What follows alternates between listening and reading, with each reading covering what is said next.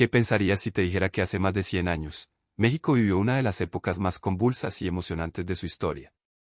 Hoy te voy a contar todo sobre la Revolución Mexicana, una lucha por la libertad, la justicia y la igualdad. Empecemos. En el siglo XIX, México era un país sumido en la pobreza, la desigualdad y la represión. La gran mayoría de la población era indígena o mestiza, y se veía sometida a los caprichos de una élite que concentraba todo el poder político y económico. Las injusticias y los abusos eran moneda corriente, y la gente estaba harta de vivir así.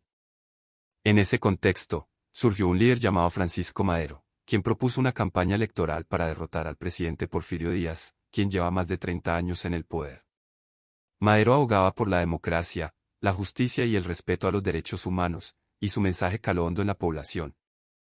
Mientras que Díaz, durante su gobierno favoreció a los empresarios extranjeros y a los grandes terratenientes, mientras que los campesinos y trabajadores mexicanos sufrían en la pobreza y la opresión.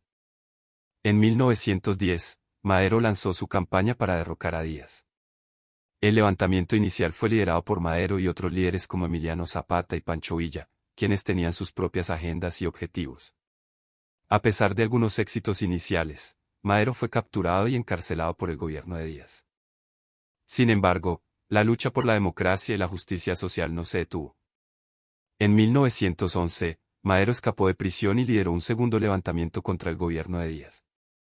En mayo de ese mismo año, Díaz renunció y dejó México en manos de Madero. Sin embargo, Madero no pudo satisfacer las demandas de todos los grupos revolucionarios, lo que llevó a la continuación del conflicto armado.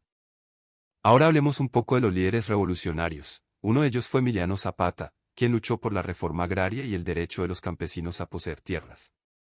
Su lema era tierra y libertad, y su objetivo era distribuir las tierras de los terratenientes a los campesinos pobres. Otro líder importante fue Pancho Villa, que lideró un grupo de guerrilleros que luchó contra el gobierno de Díaz, y luego contra el gobierno de Madero. Villa también luchó por la reforma agraria y la justicia social. En 1913, Madero fue asesinado en un golpe de Estado. La lucha continuó y en 1914, Zapata y Villa tomaron la Ciudad de México. Sin embargo, en 1915, Venustiano Carranza, un líder revolucionario moderado, logró unificar a los grupos revolucionarios y se convirtió en el presidente de México. En 1917, se promulgó la Constitución mexicana, que establecía una serie de reformas políticas y sociales, incluyendo el derecho de los campesinos a poseer tierras, el derecho de los trabajadores a recibir salarios justos y la separación de la Iglesia y el Estado. La Revolución Mexicana fue una lucha por la democracia, la justicia social y los derechos humanos.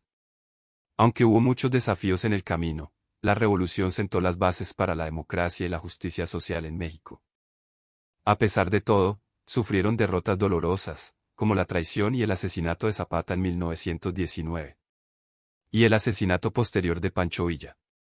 Esperamos te haya gustado. Si fue así, deja tu me gusta,